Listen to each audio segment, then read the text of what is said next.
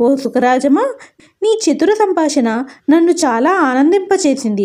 ఎవరు నేర్పారు నీకు ఈ మధుర పలుకులు అని పంజరంపై చిటిక వేసి మరీ అడిగాడు రాజుగారు. విద్య ఒకరు నేర్పితే వచ్చేది, కానీ నాకు ఎవరూ నేర్పలేదు. గురువు లేని విద్య నాకు అబ్బినది. అదెట్లనగా, చెట్టు త్వరలో శిశువుగా ఉన్నప్పుడు ఒక బోయేవాడు నా తల్లిదండ్రులను వధించి నన్ను, నా ముగ్గురు అన్నదమ్ములను వాడి బుట్టలో వేసుకొని వాళ్ళ ఇంటి ముఖం పట్టాడు.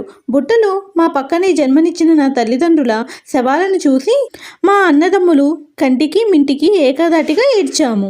పసివాళ్ళం ఎగురుటకు రెక్కలు ఇంకా రానందున బిక్కుబిక్కుమంటూ ఉన్నాం. బోయవాడి గుడిసెలో వాడి పిల్లలు బుట్టలోంచి మమ్మల్ని తీశారు. పిట్టలన్నిటినీ వండమని చెప్పాడు బోయేవాడు. మరి పిల్ల పక్షులు కొన్నాళ్ళు పోయాక వండుకుంటే బాగుంటుంది అని అతని పెళ్ళాన్ని చెప్పి మా తల్లిదండ్రులను నిప్పుల మీద కాల్చి ఆ తల్లి పిల్లలు ఇష్టంగా తినే దృశ్యం ఇంకా నా కళ్ళల్లో